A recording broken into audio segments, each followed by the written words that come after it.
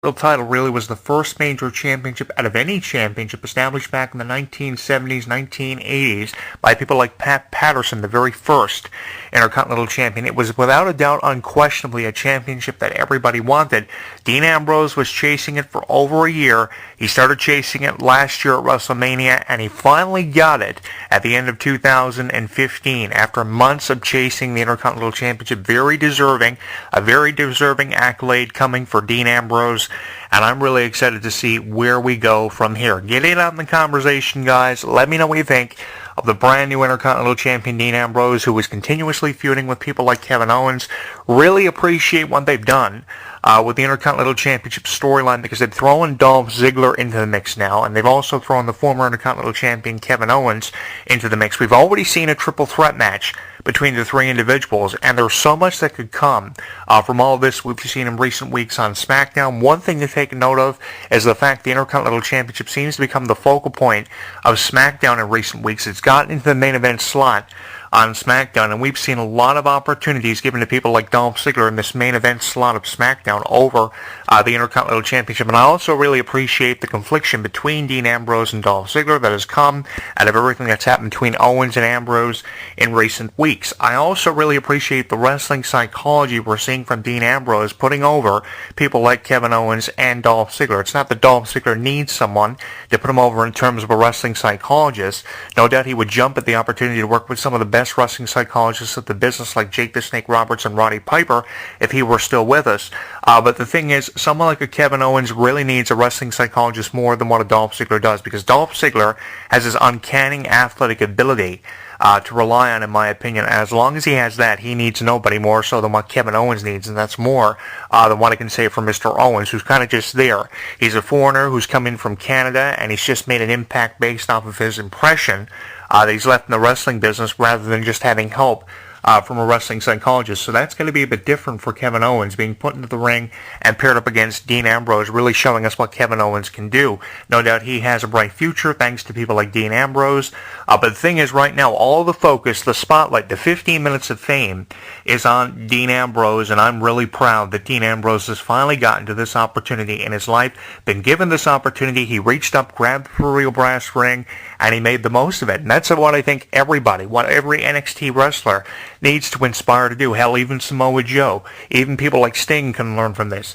They need to aspire for excellence in professional wrestling and WWE. No doubt Sting did in other wrestling organizations, but he's really got to set his sights high if he wants to continue to have a future and a relationship with WWE executives. They've really set the bar here in WWE with this new talent initiative. These people who've gotten call-ups before people like we see on NXT all the time, like Sami Zayn.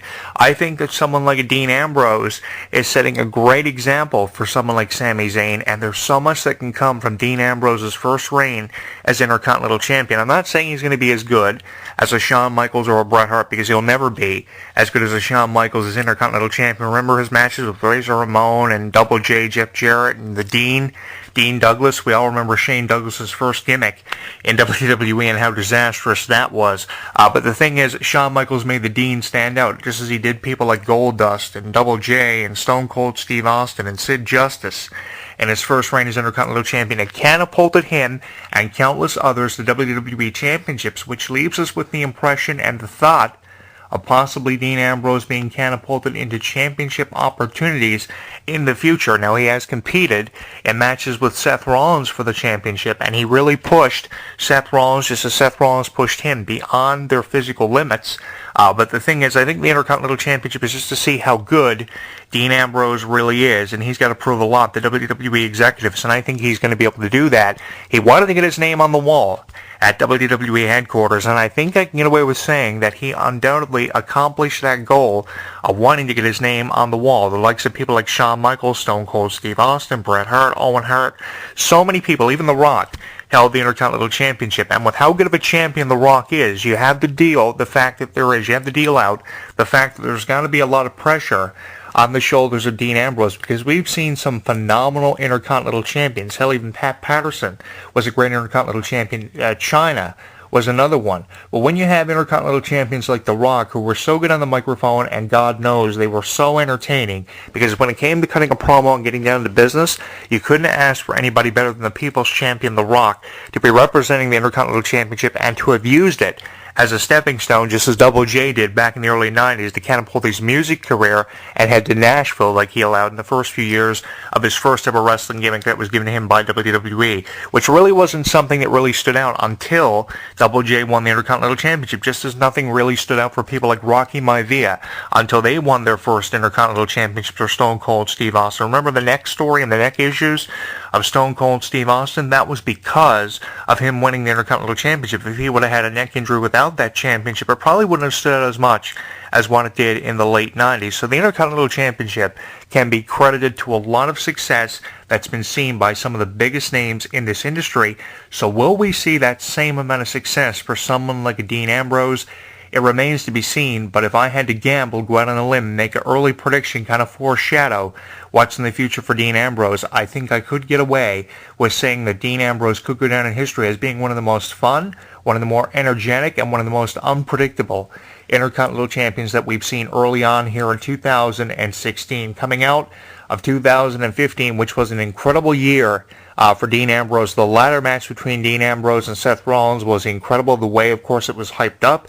The way, of course, we reached the climax of it with Seth Rollins coming away with the victory. Before that, Dean Ambrose was playing psychological mind games, trying to play a game of one-upsmanship with Dean Ambrose. Of course, Dean Ambrose playing it with Seth, stealing the championship most of the time, and then leading up to this ladder match. It was great, and I think it definitely catapulted someone like a Dean Ambrose to superstardom in WWE, and that's where WWE, I think, really reached the finality point of deciding what to do with Dean Ambrose. They wanted to slow him down a little bit, put him in the ring with people like Kevin Owens, and see what he could offer them in terms of experience that he had already garnered before people like Kevin Owens had shown up and were trying to make names for themselves desperately down in NXT. And I think that they finally made a decision that was a good decision for Dean Ambrose. Not to say that he'll never be WWE champion, which would be really cool to see Dean Ambrose actually get to that point in his career, because just when it's match time, I think Dean Ambrose is able to turn on this character that is really one in a million, because you have all these disastrous characters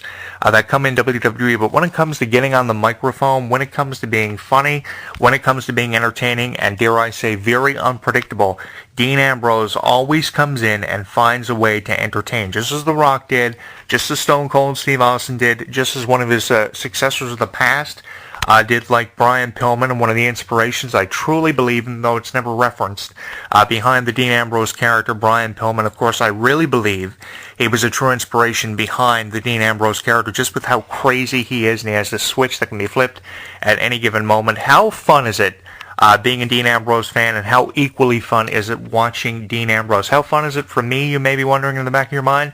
It is really fun. On a scale of 1 to 5, at least 4.5 out of 5 stars. I won't go all the way because he isn't the most entertaining of all time that I've seen. He's not the greatest entertainer of all time when you talk about wrestling or entertainment. It'd definitely be a toss-up between people like The Rock, Shawn Michaels, Stone Cold Steve Austin, a number of individuals. It wouldn't be a toss-up between just two specific individuals in wrestling and or entertainment that I could come up with you in the way of throwing a comparison your way, because he's still got a long way to go.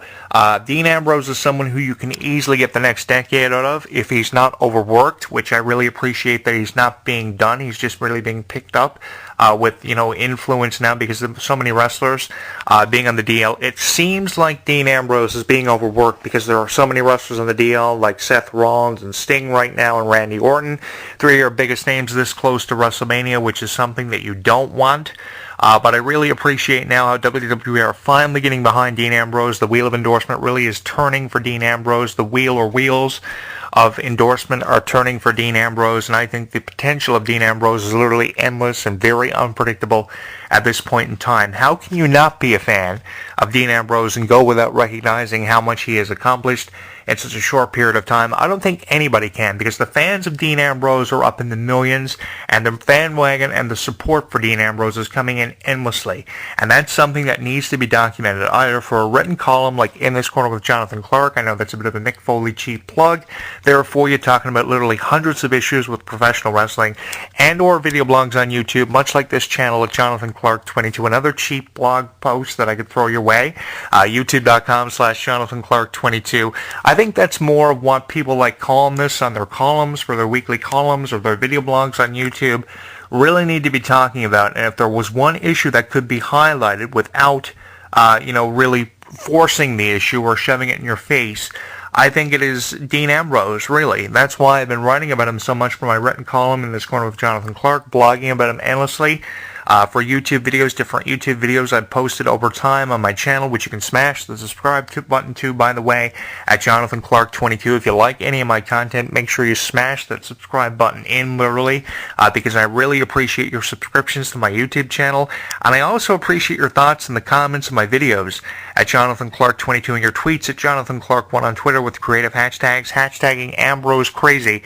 If you're pretty much like me, a Dean Ambrose fan who may have come across this video blog on YouTube, not saying that you have come across this video blog on YouTube, not giving you any hints in the way of trying to put over this YouTube channel, but you probably have with some of the tags I've put in there for the video, and you probably have searching up different Ambrose videos on the internet because you're trying to find out insight on his future, pretty much like I have and the number of other wrestlers that I could get into, which I won't spare you the pain of having to do so on this YouTube video blog this week on my YouTube channel at Jonathan Clarke 22. By the way, guys, the radio forum is blowing up on my website. Go to my website, click radio forum, get in on the audio conversations, of course the audio archives, blowing up all the time, and I will make sure that I feature this video blog for you on my YouTube channel over at Jonathan Clarke 22. Once again, guys, get in on the conversation, smash that subscribe button if you have the time.